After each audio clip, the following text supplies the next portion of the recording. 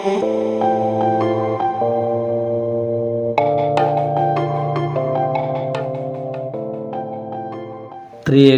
ദൈവത്തിന് മഹത്വം ഉണ്ടായിരിക്കട്ടെ. വീണ്ടും പ്രഭാതത്തിലേക്ക് ഏവർക്കും സ്വാഗതം. 1 കൊരിന്ത്യർ 15:10 നാം ഇങ്ങനെയാണ് വായിക്കുന്നത്: എങ്കിലും ഞാനാകുന്നത് ദൈവ കൃപയാലാകുന്നു. പരിശുദ്ധനായ പൗലോസ്ലീഹയുടെ വാക്കുകളാണിത്. പരിശുദ്ധനായ പൗലോസ്ലീഹ തൻ്റെ അനുഭവത്തിൽ നിന്ന് പറയുകയാണ്, ഞാൻ ആകുന്നത് ദൈവ കൃപയാലാകുന്നു. നമുക്കറിയാം, പൗലോസ്ലീഹായ്ക്ക് പ്രശംസിക്കാൻ ഏറെയുണ്ട്.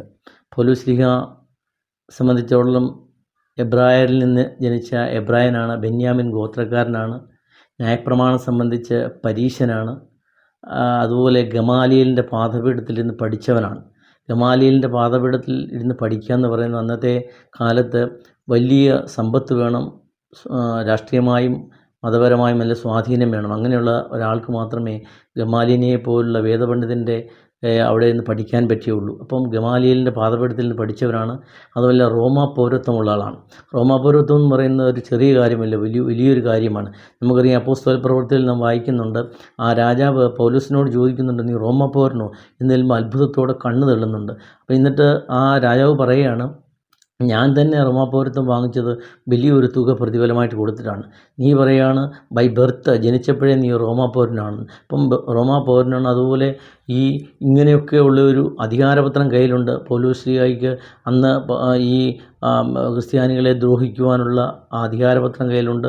അങ്ങനെ രാഷ്ട്രീയപരമായും മതപരമായും സമ്പത്തുപരമായും വലിയ സ്വാധീനമുള്ള കുതിരപ്പുറത്ത് ജൈത്രയാത്ര നടത്തുകയാണ്. അങ്ങനെ ജൈത്രയാത്ര നിന്നുകൊണ്ടിരിക്കുമ്പോഴാണ് ഈ പെട്ടെന്ന് ഒരു അന്ധകാരം താഴെ വീണ് കണ്ണ് മൊത്തം ഇരുൾ വ്യാപിച്ച് അന്ധകാരമാണ്, ചുറ്റും അന്ധകാരം.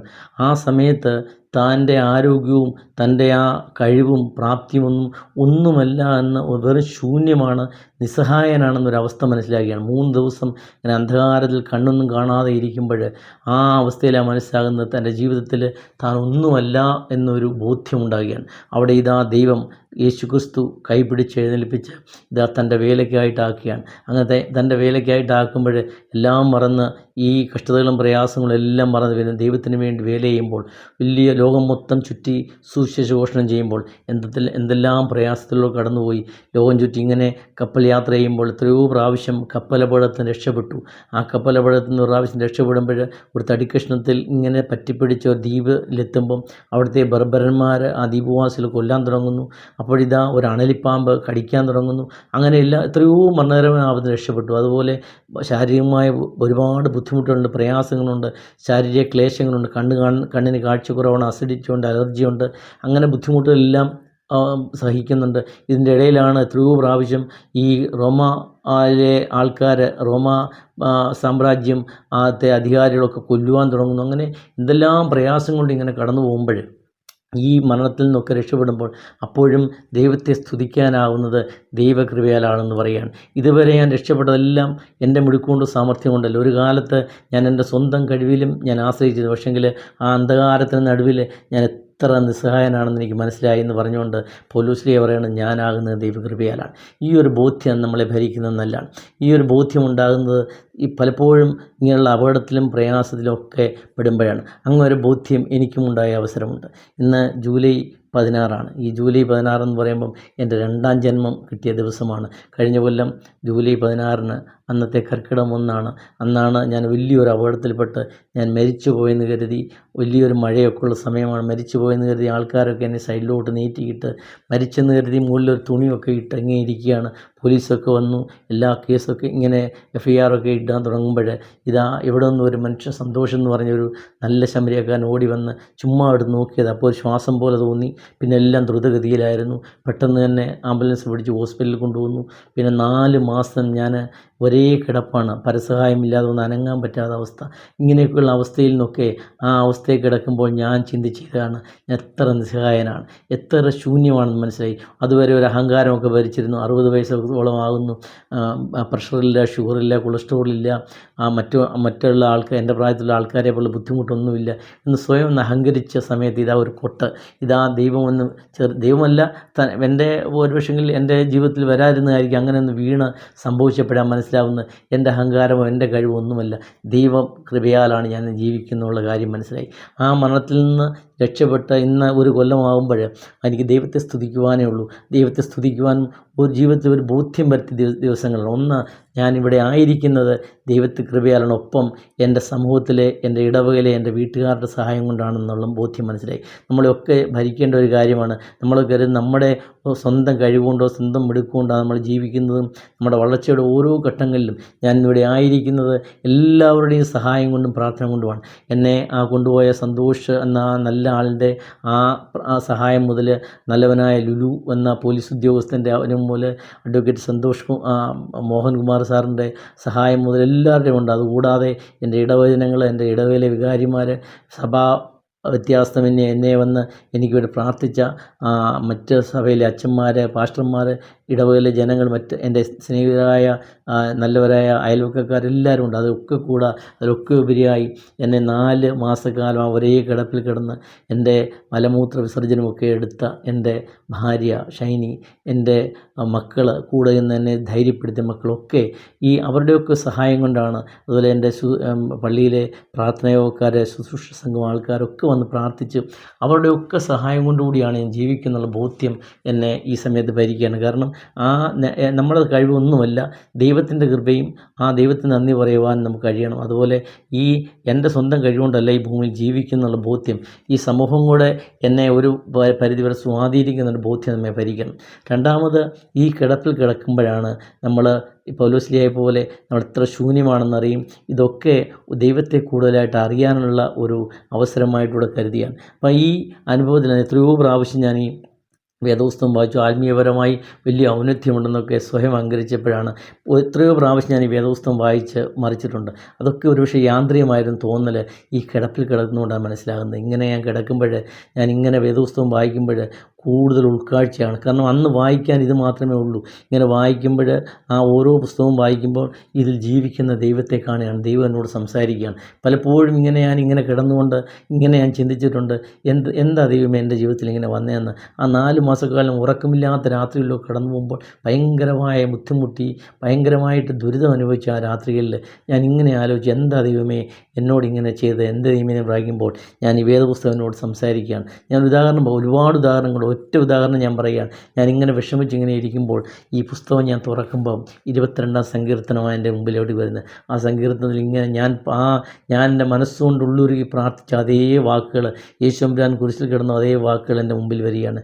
എൻ്റെ ദൈവമേ എന്നെ കൈവിട്ടു എന്നുള്ള വാക്യങ്ങളാണ്. ഞാൻ ഇങ്ങനെ വായിച്ച് അറിയാതെ എൻ്റെ കണ്ണിൽ കൂടെ കണ്ണീരിങ്ങനെ വരുമ്പോൾ ഈ താളുകൾ ഇങ്ങനെ, വേദപുസ്തകം ഇങ്ങനെ നെഞ്ചത്ത് തലയണയിൽ ഇങ്ങനെ ഒരു ചാരി വെക്കാനായിട്ട് ഇങ്ങനെ വെച്ച് തന്നെത്താൻ താളുകൾ മറിയുമ്പോൾ ഞാനിങ്ങനെ രണ്ടാമതെടുത്ത് ആ താളുകൾ മറിഞ്ഞ ഭാഗം ഇങ്ങനെ എടുത്ത് വായിക്കാൻ നോക്കുമ്പോൾ അത് വരുന്നത് യെശയ്യാ പ്രവാചകൻ്റെ പുസ്തകം 54-ാം അധ്യായമാണ്. അതിൻ്റെ 7-ാം വാക്യത്തിലേക്കാണ് എൻ്റെ കണ്ണുകൾ പോകുന്നത്. അവിടെ എന്നോട് ദൈവം സംസാരിക്കുകയാണ്. ഞാൻ ചോദിച്ചു, എൻ്റെ ദൈവമേ എന്തിനെന്നെ കൈവിട്ടെന്ന് സങ്കീർത്തനത്തിൽ വായിച്ചെങ്കിൽ അതിന് ഉത്തരം എന്നോട് ഇങ്ങനെ പറയുകയാണ്, അല്പനേരത്തേക്ക് മാത്രം എൻ്റെ മുഖം നിനക്ക് മറച്ചു, ക്ഷണനേരത്തേക്ക് മാത്രം നിന്നെ ഞാൻ വീക്ഷിച്ചു, എങ്കിലും ഇതാ നിത്യതയോടെ നിന്നെ ചേർത്തുകൊള്ളുന്ന ഒരു വചനമാണ് എൻ്റെ കൈ വരുന്നത്. ദൈവം സംസാരിക്കുകയാണ്. അതുകൊണ്ട് പ്രിയമുള്ളവരെ, നമ്മുടെ ജീവിതത്തിൽ തിക്താനുഭവം ഉണ്ടാകുമ്പോൾ, പ്രയാസങ്ങളൊക്കെ ഉണ്ടാകുമ്പോൾ നിങ്ങൾ ചെയ്യേണ്ടത് ഇതാണ്. ഈ വേദപുസ്തകം നമ്മളോട് സംസാരിക്കും. ഈ ദൈവം ജീവിക്കുന്ന ദൈവമാണ്. ആ ദൈവം നമ്മളോട് സംസാരിക്കും. അതിനെ കൂടുതലായിട്ട് അറിയാൻ കഴിയണം. അതുകൊണ്ട് ഈ വേദപുസ്തകം ഈ ഒരു സമുദ്രത്തിലെ മുത്തുകൾ പോലെയാണ്, ജ്ഞാനത്തിൻ്റെ മുത്തുകൾ പോലെയാണ്, അറിവിൻ്റെ മുത്തുകൾ പോലെയാണ്. ഇത് കൂടുതൽ വായിക്കുമ്പോൾ കൂടുതൽ ഉൾക്കാഴ്ച കിട്ടും. നമ്മൾ പലപ്പോഴും ചിന്തിക്കും, എത്രയോ പ്രാവശ്യം വായിച്ചാണ് എന്തുമ്പോൾ ഒന്ന് മനസ്സിരുത്തി എന്ന് വായിച്ചാൽ നിനക്കതിൽ നിന്ന് ഒരുപാട് ഉൾക്കാഴ്ച കിട്ടും എന്നുള്ളത് എൻ്റെ ജീവിതാനുഭവം കൂടിയാണ്. പിന്നെ അതുകൊണ്ട് തന്നെയാണ് ഞാൻ ഈ ഒരു വീഡിയോ, അതായത് ഈ വേദപുസ്തകം അണ്ടച്ചാവരുത്. കാരണം ഇന്ന് ഞാൻ ദൈവം അനുഗ്രഹിച്ച് ദൈവം പിടിച്ചുവർത്തി സുഖമായി ഇരിക്കുമ്പോൾ, പള്ളിയിലൊക്കെ സ്വന്തമായി ഒറ്റയ്ക്ക് പോകാനൊക്കെ കഴിയുമ്പോൾ ഞാൻ കരുതി ഇതാണ്, ഇങ്ങനെ വേദപുസ്തകം അതായത് മറന്നു പോകാൻ പാടില്ല. ഈ ഓരോ അധ്യായം രാവിലെയും വൈകിട്ടും ഈ പ്രാർത്ഥനയ്ക്ക് മാത്രം വായിക്കാൻ പോരാ, ഇതുമായിട്ട് അണ്ടച്ചാവാതിരിക്കാനാണ് ഈ വീഡിയോ എടുത്ത് തുടങ്ങിയത്. ഈ വീഡിയോ എടുക്കാൻ എനിക്ക് വലിയ വൈദഗ്ധ്യമില്ല. ഈ വീഡിയോ എടുത്ത് തരുന്നത് എൻ്റെ മകളാണ്, നിഖിലമോളാണ്. ഇതിനെല്ലാം സെറ്റപ്പ് ചെയ്ത് തരുന്ന എൻ്റെ വൈഫ് ഷൈനിയാണ്. എൻ്റെ മക്കളുടെ സഹകരണമുണ്ട്. അപ്പം അങ്ങനെ ഈ അന്യം നിന്ന് പോകാതിരിക്കാനായിട്ടാണ് ഈ വേദപുസ്തകം ഈ വീഡിയോ എടുക്കുമ്പോൾ കൂടുതലായിട്ട് വേദപുസ്തകം വായിക്കും. അതിനനുബന്ധിച്ചുള്ള പുസ്തകങ്ങൾ വായിക്കും. എനിക്ക് വലിയ പുസ്തക ശേഖരണമൊന്നുമില്ല. ഈ സഭാപരമായ ആത്മീയപരമായ പുസ്തകങ്ങളൊന്നുമില്ല. അപ്പോൾ എന്നെ സഹായിക്കുന്ന ഒരാളാണ് TM മാത്യൂസ് തച്ചപ്പിലാവിൽ. ആ സാറിന് ഒരുപാട് പുസ്തക ശേഖരങ്ങളുണ്ട്. എന്തെങ്കിലും സംശയമുണ്ടെങ്കിൽ അദ്ദേഹത്തോട് ചോദിക്കും. അദ്ദേഹത്തിൻ്റെ പുസ്തകങ്ങളാണ്, വലിയ വില കൂടിയ പുസ്തകങ്ങളാണ്. അത് വായിച്ചുകൊണ്ടുകൂടിയാണ് ഞാൻ ഈ വീഡിയോ ഇടുന്നത്. അതുകൂടാതെ എൻ്റെ കോളേജിലെ സഹപാഠിയും എൻ്റെ ഉറ്റ സുഹൃത്തുമായ ഡെജി പോലോസ്, എന്തെങ്കിലും ഞാൻ സംശയമുണ്ടെങ്കിൽ ഉടനെ ഫോൺ വിളിക്കും, അല്ലെങ്കിൽ വാട്സപ്പിലിടും. ഉടൻ തന്നെ ഡെജി ആ വാട്സപ്പിൽ വേണ്ട ആശയങ്ങൾ തരും. ആ സംശയം ദൂരീകരിച്ചുകൊണ്ടുള്ള ഭാഗങ്ങളൊക്കെ അല്ലെങ്കിൽ എവിടുന്നേലും തപ്പിയെടുത്ത് എനിക്ക് തരും. എത്ര സമയമില്ലെങ്കിലും എനിക്ക് വേണ്ടി അല്പമെങ്കിലും സമയം എപ്പോഴെങ്കിലും അയച്ചു തരും ഡെജി. അപ്പോൾ ഇവർ രണ്ടുപേരുമാണ് ഈ സോഴ്സ് തരുന്നത്. അതുപോലെ എന്നെ പ്രോത്സാഹിപ്പിക്കുന്ന ആൾക്കാരാണ് ബെഹനാനച്ചനും എൻ്റെ മഞ്ജുവച്ചനും എൻ്റെ ടിജുവച്ചനും ഒക്കെ. ഇവരുടെ ടിജുവച്ചൻ്റെയും മഞ്ജുവച്ചൻ്റെയും ഒക്കെ ഈ വെള്ളിയാഴ്ചത്തെയും ഞായറാഴ്ചത്തെയും പ്രസംഗങ്ങളുടെ ആശയങ്ങളിലൂടെ ഞാൻ ഈ വീഡിയോയിൽ ഉൾക്കൊള്ളിക്കാറുണ്ട്. വലിയ വ്യൂസ് ഒന്നുമില്ല, വലിയ സബ്സ്ക്രൈബർ ഒന്നുമില്ല. കാരണം ഇതിനു വേണ്ടിയാണ്, ഒരു സാമ്പത്തിക ലാഭം ഒന്നും നോക്കിക്കൊണ്ടല്ല. വേദപുസ്തകം അന്യമാകരുത്, എൻ്റെ വചനങ്ങൾ അണ്ടച്ചാവര്, ആ ഒരു കാരണത്താലാണ് ഈ വീഡിയോ എടുക്കുന്നത്. ഇതിലെന്നെ പ്രോത്സാഹിപ്പിക്കുന്ന ഒരുപാട് പേരുണ്ട്. അതായത് എൻ്റെ മക്കൾ, എൻ്റെ സഹോദരങ്ങൾ, അതുപോലെ പിന്നെ ആലിസ് മാത്യു, ആലിസ് അമ്മാമ്മ, മോളി, അതുപോലെ ബേബിച്ചാൻ, ഒരുപാട് പേര്, ഗീത വർഗീസ്, അവരെല്ലാം എപ്പോഴും എന്നെ പ്രോത്സാഹിപ്പിക്കുന്നുണ്ട്.